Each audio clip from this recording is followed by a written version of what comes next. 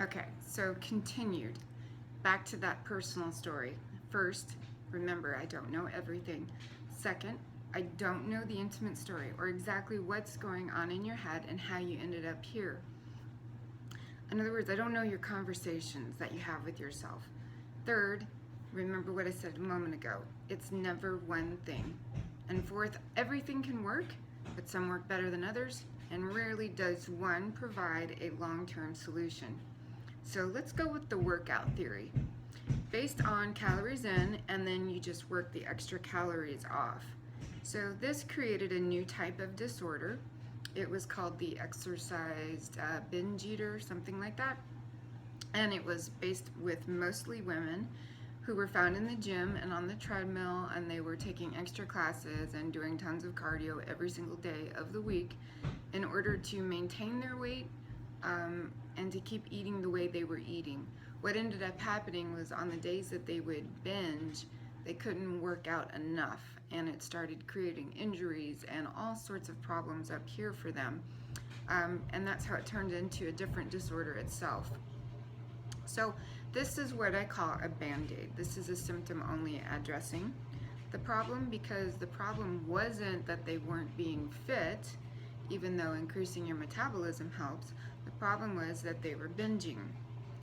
So binge eating is not the actual cause of the problem. Binge eating is part of what happens because of a problem initiating it. So then we go to the counseling method. Hold on just a second, I lost my place on my notes. And the counseling method, people learn why you're stressed and why you turn to food. And perhaps with a lot of addressing these issues, you don't turn to food maybe as often, but your food choices are the same and your metabolism doesn't pick up. So you go into more of a maintenance mode, you might lose a few pounds, but at least you're not gaining. So again, we have addressed part of the problem, but then we haven't addressed the habits that have gone into it, or the principles. The juicing method, which I'm gonna lump this into just various diets that are out there. People learn that vegetables are good for them, and it does work, and it usually works one time. Because it is so difficult to maintain, and then there are a lack of nutrients, and due to not having the fiber and the other items with the juicing method, people end up having an increase in their blood sugar. They have very little to no protein, and their weight loss success is coming mostly from water, especially in the beginning, and then eventually it is their muscle that goes. So over long term, they start to, in the beginning, they start to look good, and then quickly go downhill. And over long term, they've lost more muscle and their metabolism has slowed down. And this would apply to any severe caloric restricted type diet that's out there. And severe caloric restriction for a woman is probably anything under 1,500 calories. When you start getting lower than that, you need to be in that because of a major bodybuilding competition. So it's a short term, or something's not right.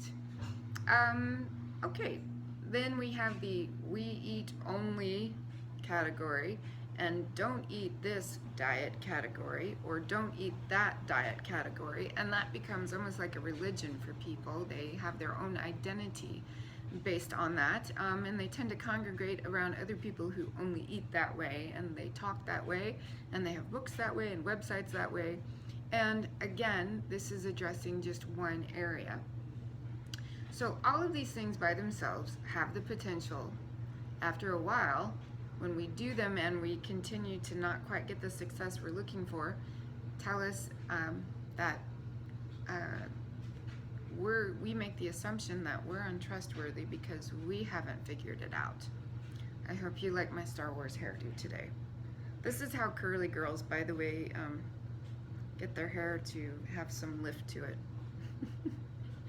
So anyways, going back to what I'm talking about.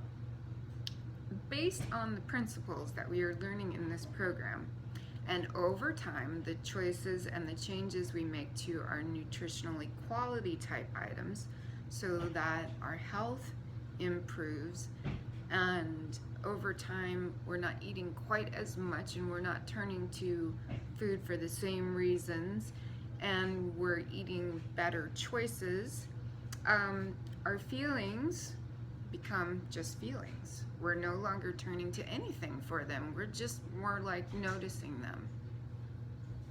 And then our hunger becomes just hunger.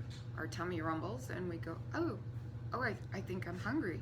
And we actually eat. And we notice sometimes that when we don't eat, it's not the end of the world. And then we have our minds become involved fully emotionally, and we start having the results that we're looking for. So I'm going to give you an example.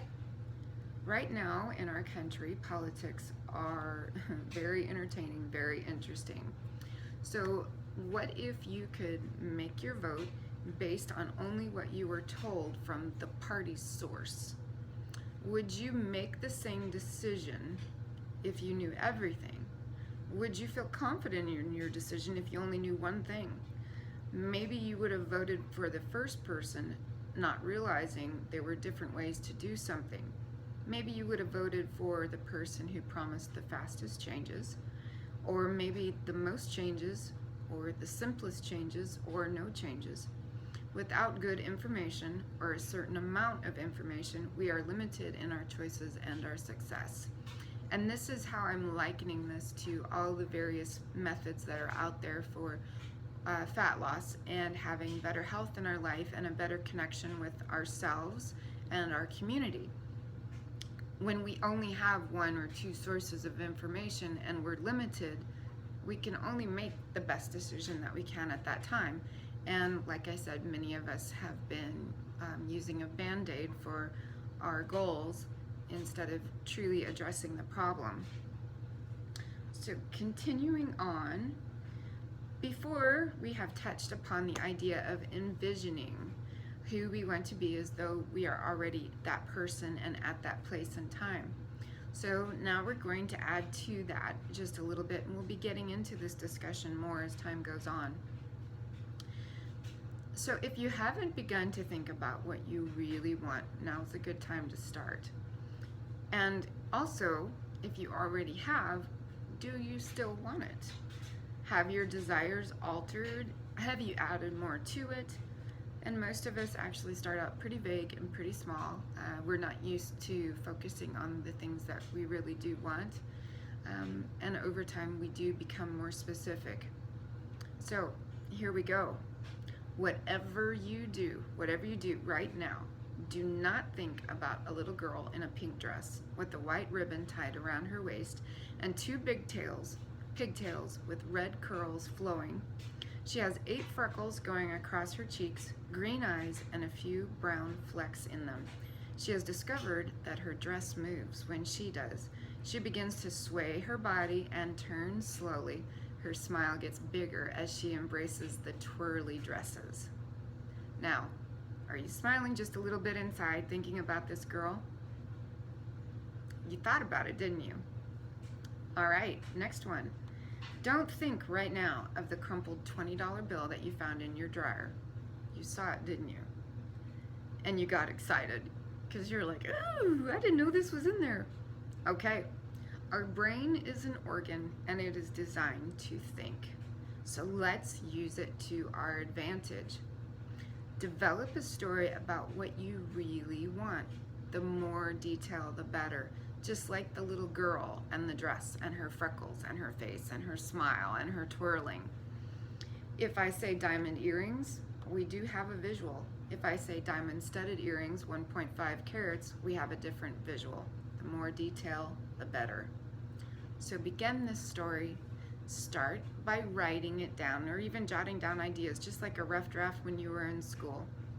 See how far you get and share it with me and share it with everyone that you possibly can that you think will value what you really, really want. Anyways, have a great day. Looking forward to hearing about this. Bye.